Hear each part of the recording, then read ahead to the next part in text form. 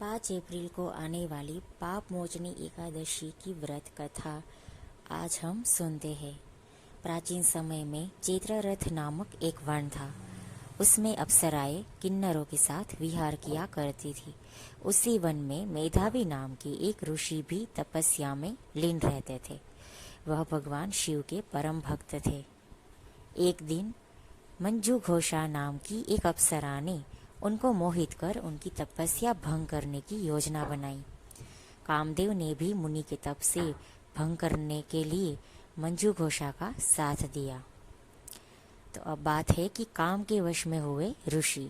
मुनि को देखकर कामदेव के वश में हुई मंजू घोषा ने धीरे धीरे मधुर वाणी से वीणा पर गायन आरंभ किया।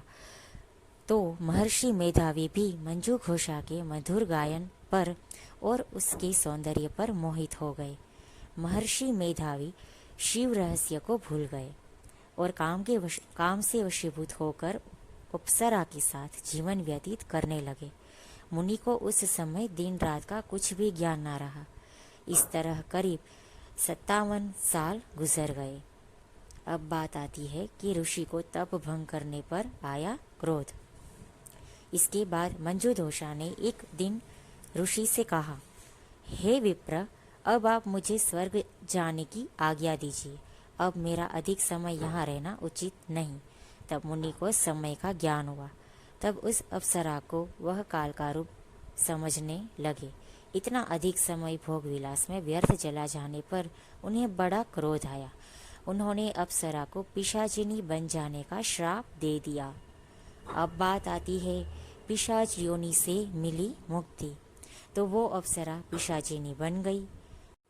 उसने व्यथित होकर मुनि से कहा, साधुओं की संगत उत्तम फल देने वाली होती है और आपके साथ तो मेरे बहुत वर्ष व्यतीत हुए हैं। अब आप मुझ पर प्रसन्न हो जाइए, अन्यथा लोग कहेंगे कि एक पुण्य आत्मा के साथ रहने पर मंजू घोषा को पिशाचिनी बनना पड़ा।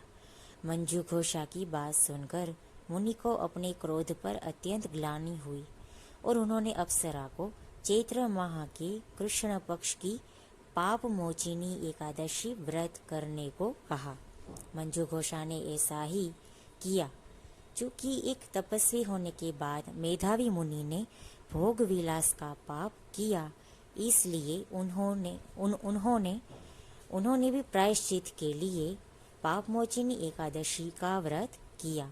इसके फल स्वरूप अप्सरा पिशाचिनी की देह से छूट गई और स्वर्ग को चली गई।